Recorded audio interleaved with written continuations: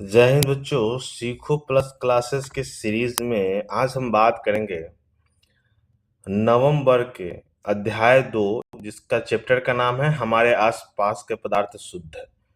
ये रसायन विज्ञान का है और ये पांचवा सेट है। इससे पहले हम 4 सेट करा चुके हैं, ठीक है ना। पदार्थों के वर्गीकरण, इस तरह का ये क्विज है। लगभग 125 क्वेश्चन का कलेक्शन है जो पिछले एग्जाम में पूछा गया है, ठीक है ना, जो आपके वार्षिक एग्जाम, इंटरनल एग्जाम के लिए बहुत महत्वपूर्ण है। तो आइए चलते हैं पहला क्वेश्चन से। पहला क्वेश्चन है, वॉशिंग मशीन में भीगे हुए कपड़ों से पानी निचोड़ने के लिए किस तकनीक का उपयोग किया जाता है। तो देखिए, वॉशिंग मशीन में जो कपड़ा होता है उसको चारों तरफ से घुमाया जाता है काफी जोर से, और इस प्रक्रिया को हम क्या बोलते हैं, अपकेंद्रीकरण। क्या बोलते हैं उसको? अपकेंद्रीकरण विधि बोलते हैं, ठीक है। दूसरा नंबर क्वेश्चन आपका है कि निम्न में से किसमें परिक्षेपित अवस्था द्रव और परिक्षेप माध्यम ठोस है, ठीक है ना। देखिए, परिक्षेप मतलब होता है फेज, ठीक है ना। कौन सा फेज लिक्विड है और परिक्षेपण मात्रा क्या है, ठोस है। तो ये आपका सही ऑप्शन हो जाएगा जेल, क्योंकि जेल क्या होता है, एक तरह का कोलाइडी विलयन होता है। क्या होता है? कोलाइडी विलयन होता है। इसका उदाहरण आप ले सकते हैं, अन्य उदाहरण में पनीर होता है, मक्खन होता है, ठीक है ना। तो ये सब क्या है, आपके जेल के अंतर्गत आता है, ठीक है ना।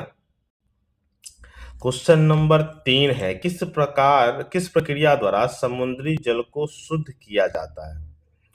तो देखिए, समुद्री जल को जो शुद्ध किया जाता है वो कौन सा विधि होता है, तो वो क्या होता है आपका आसवन विधि। कौन सा विधि होता है वो? आसवन विधि, ठीक है ना। क्या हो जाएगा? आसवन विधि। क्वेश्चन नंबर 4 है कि नमक और चीनी के मिश्रण को हम क्या कहते हैं। देखिए, नमक भी ठोस है, चीनी भी ठोस है, ठीक है ना। तो इस सब के मिश्रण को हम क्या बोलेंगे, क्योंकि ये पूरी तरह से नहीं मिल पाएगा तो इसको विसमांगीय मिश्रण बोलते हैं। क्या बोलते हैं उसको? विसमांगीय मिश्रण, ठीक है। चलिए, अगला क्वेश्चन आपका है कि कॉपर सल्फेट के अशुद्ध नमूने को किस विधि से शुद्ध करते हैं। तो देखिए, कॉपर सल्फेट का जो अशुद्ध नमूना होता है उसको शुद्ध करने के लिए एक प्रक्रिया अपनाते हैं जिसको बोलते हैं रावाकरण। इसी को हम क्रिस्टलीय अभिक्रिया भी बोलते हैं। इसको भी हम क्या बोलते हैं? क्रिस्टलीकरण भी बोलते हैं, ठीक है। क्रिस्टलीकरण, ठीक है। कौन सा अभिक्रिया? रावाकरण अभिक्रिया, ठीक है। चलिए, क्वेश्चन नंबर आपका 6 है, निम्न में से कौन तत्व है, तत्व के बारे में बोला है। तो पित्तल, स्टेनलेस स्टील, ये सब क्या है, उपधातु है। तो आपको तत्व बोला है तो कौन है आपका? आर्सेनिक आपका तत्व है, ठीक है ना। ऑप्शन क्या हो जाएगा आपका? सी। अगला क्वेश्चन है 7 में क्वेश्चन कह रहा है कि निम्नलिखित में से कौन यौगिक है। यौगिक के बारे में आपसे पूछा है। तो यौगिक ये सब आपका उपधातु बनता है। आयोडीन आपका धातु बनता है। यौगिक आपका संगमरमर है, इसी को हम क्या बोलते हैं? Calcium carbonate. क्या बोलते हैं इसको हम? संगमरमर को ही बोलते हैं कैल्शियम कार्बोनेट। अगला क्वेश्चन है आपका 8, निम्नलिखित में कौन ठोस द्रव मिश्रण का प्रतिनिधित्व करता है, जो ठोस भी हो और उसमें द्रव भी मिला हो। तो कौन सा प्रतिनिधित्व करता है? तो ठोस द्रव का आप देख सकते हैं, वायु, केवल वायु में हवा है, मिट्टी का माध्यम वायु। ठोस द्रव नमक और जल का भी, नमक ठोस है और जल क्या है आपका? द्रव है, ठीक है। चलिए, क्वेश्चन नंबर आपका 9 है। 9 क्वेश्चन कर रहा है, कपूर और नमक के मिश्रण को किस विधि से पृथक करेंगे। तो ये कपूर और नमक में कपूर बिना द्रव में बदले वो वाष्पीकृत हो जाता है, जिसको ऊर्ध्वपातित हम बोलते हैं। कौन सा विधि है? ऊर्ध्वपातन विधि, ठीक है। क्वेश्चन नंबर आपका 10 है, कह रहा है कि निम्न में से किसमें भौतिक और रासायनिक परिवर्तन दोनों होते हैं। तो भौतिक और रासायनिक परिवर्तन की अगर हम बात करें तो वो आपका क्या, कौन सा बनता है? ये डी बनता है, ठीक है ना। झिलमिलाती लौ के साथ मोमबत्ती का जलना, वो किस तरह होता है? जब मोमबत्ती जलता है तो ये मोमबत्ती जलकर भाप में बदल जाता है, ठीक है, उष्मा में बदल जाता है, और कुछ मोम के लिक्विड बच जाते हैं जिसको फिर से हम मोमबत्ती बना सकते हैं। तो जो वाष्प में बदलता है उसको हम रासायनिक अभिक्रिया बोलेंगे, और जो पिघल कर बच जाता है फिर से हम मोमबत्ती बना सकते हैं उसको हम भौतिक परिवर्तन बोलेंगे, ठीक है ना।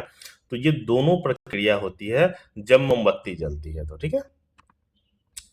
अगला क्वेश्चन है 11 कि निम्न में से कौन सी धातु हथेली की गर्मी से ही पिघल जाती है। तो देखिए हथेली की गर्मी से पिघलने वाला धातु का नाम इसमें गैलियम है। गैलियम 29 डिग्री सेल्सियस पर पिघल जाता है, जबकि हमारा शरीर का सामान्य तापक्रम 37 डिग्री सेल्सियस होता है। ठीक है ना, तो शरीर का तापमान इससे ज्यादा होता है, तो ये हथेली पर रखते ही क्या हो जाता है, पिघल जाता है। ठीक है, क्वेश्चन नंबर 12, निम्न में से कौन टिंडल प्रभाव को दर्शाता है। देखिए टिंडल प्रभाव का मतलब होता है किसी लिक्विड में प्रेजेंट जो कण होता है उस पर जब रोशनी पड़ती है तो वो चारों तरफ बिखर जाता है या टेढ़े मेढ़े हो जाता है, उसको हम टिंडल प्रभाव कहते हैं। तो ये कौन सा ऑप्शन है, स्टार्च का घोल। ये महत्वपूर्ण है, क्वेश्चन आपसे पूछा हुआ है, एनसीईआरटी का प्रश्न है ये। क्वेश्चन नंबर 13, निम्न में से कौन टिंडल प्रभाव को दर्शाता है। अभी हम लोगों ने पढ़ा कौन सा, स्टार्च का घोल। ठीक है ना, ये रिपीट क्वेश्चन आपको मिला है। क्वेश्चन नंबर 14, निम्न में से कौन तत्व है, तत्व से आपसे पूछा है कि कौन सा तत्व है, तो ये सभी आपका नीचे मिश्रण है, ये कौन सा आपका सिलिकॉन आपका तत्व है। ऑप्शन क्या हो जाएगा, ए। क्वेश्चन नंबर 15 है, निम्नलिखित में से कौन निलंबन है।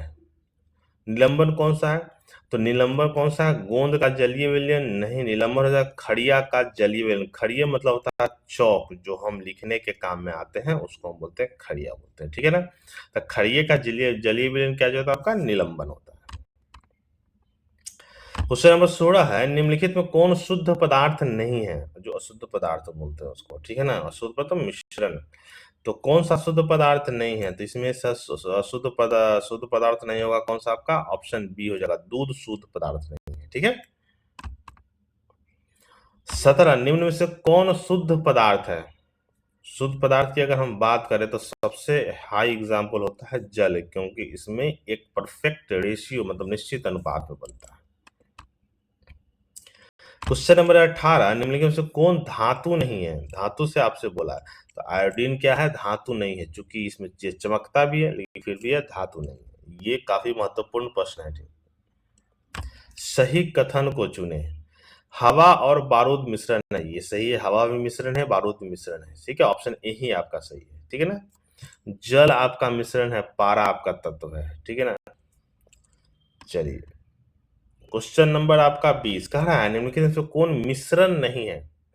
तो देखिए जल आपका मिश्रण नहीं है, जल क्या है, एक तरह का यौगिक है, यौगिक जो निश्चित अनुपात में होता है। ठीक है, चलिए क्वेश्चन नंबर आपका 21 है, निम्न में से कौन रासायनिक परिवर्तन है। रासायनिक परिवर्तन कौन सा है, देखिए बर्फ का पिघलना, धातु का ब्लॉक बनना, ये सब भौतिक परिवर्तन है। लोहे में जंग लगना एक रासायनिक परिवर्तन है। ठीक, क्वेश्चन नंबर 22, पदार्थ के कण होते हैं, क्या होते हैं पदार्थ के कण, तो पदार्थ के कण अति सूक्ष्म होते हैं, सही है, गतिज ऊर्जा भी होती है, सही है, एक दूसरे को आकर्षित करते हैं, सही है, इनमें से क्या हो जाएगा, सभी। पदार्थ के कण क्या होगा, इनमें से सभी सही होंगे। ठीक है, क्वेश्चन नंबर 23, निम्न से कौन पदार्थ का मौलिक गुण है, तो पदार्थ में क्या होना चाहिए, उसका द्रव्यमान होना चाहिए, उसमें आयतन होना चाहिए। ठीक है ना, तो कौन सा मौलिक गुण हो जाएगा आपका ए। ये क्वेश्चन बहुत बार क्वेश्चन पूछा हुआ है कि पदार्थ में कौन सी गुण होना चाहिए, उसका द्रव्यमान होना चाहिए और उसका आयतन होना चाहिए। 24, बर्फ का पिघलना किस प्रकार का परिवर्तन है, तो बर्फ पिघलने के बाद जल बन जाता है, जल को हम फिर से बर्फ में परिवर्तित कर सकते हैं, तो ये कौन सा हो जाएगा आपका, भौतिक परिवर्तन हो जाएगा। ठीक है ना, अगला क्वेश्चन, बोरोन क्या है, तो बोरोन क्या है, बोरोन एक तरह का क्या चीज है, उपधातु है। बोरोन क्या है, एक तरह का उपधातु, इसको मेटोलाइट भी बोलते हैं। ठीक है ना, इसमें धातु और अधातु दोनों के कुछ गुण पाए जाते हैं। इसकी परमाणु संख्या क्या होती है, 5 होती है, और ये आवर्त सारणी के 13 में इसे रखा गया है। ठीक है ना, तो बोरोन क्या है, उपधातु है। तो ये आपका क्वेश्चन नंबर 25 था। इसको अच्छा लगे तो इसको आपको शेयर भी करना है, लाइक भी करना है, कमेंट भी करना है कि आपको इसके अलावा क्या चाहिए। ठीक है, आगे के लिए धन्यवाद।